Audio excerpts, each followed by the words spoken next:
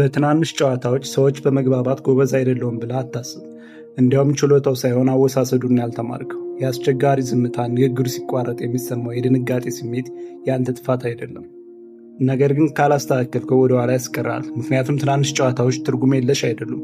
እነሱ ወደ ሁሉም ነገር መግቢያ በሮች ናቸው፣ ለጓደኝነት፣ ለእድሎች እና ያንን በር መክፈት ካልቻልክ ሌሎች ሰዎች ሲቀራረቡና ሲገናኙ አንተ በራስህ ሀሳብ ታስረህ ዝም ብለህ ትታያለህ። ያ ስሜት ይገባኛል። እኔም በሰዎች በተሞላ ክፍል ውስጥ ለመቀላቀል ፈልጌ፣ ነገር ግን ለመውጣት ደቂቃዎች ስቆጥር ቆይቻለሁ።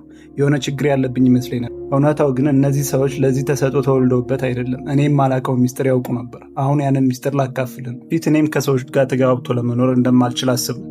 ወደ ማህበራዊ ፕሮግራሞች ከመሄዴ በፊት በጭንቅላቴ ውስጥ አጫጭር ንግግሮችን አሰላስል ነበር።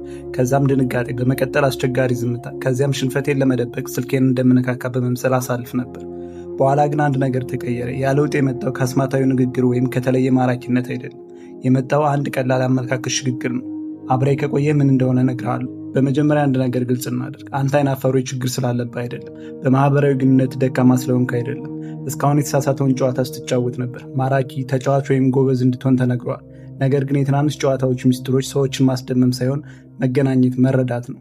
መገናኘት ደግሞ ከትወና ሳይሆን ካለበት ሁኔታ ነው የሚመጣው። ምክንያቱም አንድ ሰው ጋር ስትሆን በሙሉ ልብህ እዚያው ካለህና በእውነት የማወቅ ጉጉት ካሳየህ ያ ሰው ይሰማዋል። ሰዎች አብራቸው መሆንና ዝም ብላ አጠገባቸው መቆምህን ይለያሉ። የዚህ ነገር ውበቱ ደግሞ እዚህ ጋር ነው። የውስጥ ሰዎች ዝምተኛ ሰዎች ናቸው። ነገሮችን በጥልቀት ለማየት ለመረዳት የተፈጠሩ ናቸው። ነገሮችን በዝርዝር ታያለህ፣ በጥልቀት ታስባለህ። ይህ አንተ ስጦታ ነው። ይህንን ስጦታ በአግባቡ ስትጠቀምበት ንግግሮች ማስፈራታቸውን ያቆሙና እንደ ተፈጥሮ ባህሪ ቀላል ይሆናል። ግን እንዴት? መጀመሪያ ሳቢ ሰው ለመሆን የምታደርገውን ጥረት አቁም። ይልቁንም ለሰውየው ፍላጎት ያለው ሰው ለመሆን ሞክር። ይህንን በተውኩበት ቀን እንደ ትናንት ትዝ ይለኛል። በአንድ የቢዝነስ ትውውቅ ዝግጅት ላይ አጠገቤ ከነበረ ሰው ጋር ቁጭ ብዬ የምናገረው ጠፍቶ ፈርቼ ነበር። ነገር ግን ብልህ ለመምሰል ከመሞከር ይልቅ እንዲህ ብዬ ጠየቅኩት፣ አሁን ወደምትሰራው ስራ እንድትገባ ያደረግ ነገር ምንድን ነው? ያ ብቻ ነበር። ምንም ስክሪፕት የለም፣ ምንም ማስማት የለም፣ ፍላጎት ማሳየት ብቻ። እናም በሚገርም ሁኔታ ሰራ። ግለሰቡ ግልጽ ሆነ፣ እኔም አዳመጥኩት። ንግግሩም የራሱ ህይወት አግኝቶ ቀጠለ። በዚያን ጊዜ ነው የተረዳው ትንንሽ ጨዋታዎች ስለማውራት ሳይሆን ሌላኛውን ሰው ንግግሩ እንዲቀጥል በማድረግ ሁኔታ በጥልቀት ስለማዳመጥ እንደሆነ። ይህ ቀላል የሚመስል ከሆነ ጥሩ ነው፣ ምክንያቱም እርግጥም ቀላል ነው። ነገር ግን ቀላል መሆኑን ቀላል ስራ ነው ማለት አይደለም። አሁንም ራስን ማሳየት አለብህ። ወደ ንግግሩ መግባት አለብህ። ያ አንተ ሰልች ነህ፣ እንግዳ ነህ፣ ለዚህ አትሆንም የሚልን የጭንቅላትህን ድምፅ መተው አለብህ። ያ ድምፅ ውሸታም ነው። አንተ ለግንኙነትና ለተጽዕኖ ተፈጥረሃል። ወደዚህ ለመድረስ ማንነትን መቀየር አያስፈልግም። ዝም ብለህ መደበቅህን ማቆም ብቻ ነው የሚጠበቅብህ። ታዲያ እንዴት ትጀምራለህ? የምትጀምረው ቃላትን በመቀየር ሳይሆን ጉልበትን በመቀየር ነው። ከልብ ፈገግ በል። በሙሉ ትኩረትህ አይን ላይ ተያይ። በክፍል ውስጥ እንደሚገባው ሰው ሆነ ቁም። ምክንያቱም አቋቋምህ አፍህ ከመከፈቱ በፊት ብዙ ይናገራል። የበለጠ ቀላል እንዲሆን ከፈለክ ደግሞ የተሻሉ ጥያቄዎችን ጠይቅ። ሰዎች ስለሚወዱ ነገር እንዲያወሩ የሚያደርጉ ጥያቄዎችን ጠይቃቸው። ለምሳሌ በዚህ ሰሞን በጣም ያስደሰተ ነገር ምንድን ነው? ወይም በድብቅ የምትወደው ለየት ያለ የትርፍ ጊዜ ማሳለፍ ያለው ወይ የሚሉ ጥያቄዎችን ጠይቅ።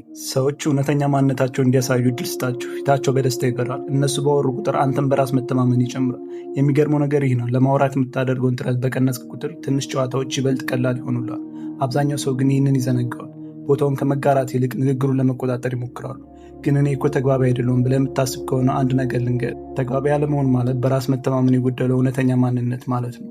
አንተ ተግባቢ ያልሆነ ሰው አይደለም። ዝም ብለህ እውነተኛ ማንነትን በራስ መተማመንን ለሰዎች ለማሳየት ስላለመድክ ብቻ ነው። ልምምድ ባደረግክ ቁጥር ይበልጥ ተፈጥሯዊ እየሆነ ይመጣል። ሌላውን ሰው ለመርዳት ስታስብ ከመጠን በላይ መጨነቅን ታቆማለህ። ሳቢ ትሆናለህ። ሰዎች ንግግር ምን ያህል የተዋጣለት እንደነበረ አያስታውሱም። የሚያስታውሱት ምን አይነት ስሜት እንደተሰማቸው እንዳደረካቸው ነው። በሙሉ ፍላጎት፣ በጉጉትና በተረጋጋ መንፈስ ከቀረብክ ምንም ያህል ባታወራ አንተ ምርጥ ሰው እንደሆን ካስበው ይሄዳሉ። ስለዚህ ተገልለህ ተዘንግተህ ወይም ሳትታይ ቀርተህ የምታውቅ ከሆነ ይህ አንተ ጊዜ ነው። መደበቅ ይብቃ፣ መጠበቅ ይብቃ። እኔ ብቁ አይደለሁም ብለህ ራስን መናገር ይብቃ።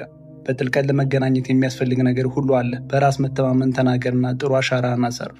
ምክንያቱም ማራኪነት ስለ ድምፅ ከፍታ ሳይሆን ስለ ራስ ሰላምና ከሌሎች ጋር ሰላም ስለመሆኑ። ራስህን አምነህ ስትገኝ ሰዎች ይሰማዋል፣ ሰዎች ያስታውሰዋል። ለተጨማሪ ቪዲዮ ሰብስክራይብ ማድረግ እንዳይረሱ።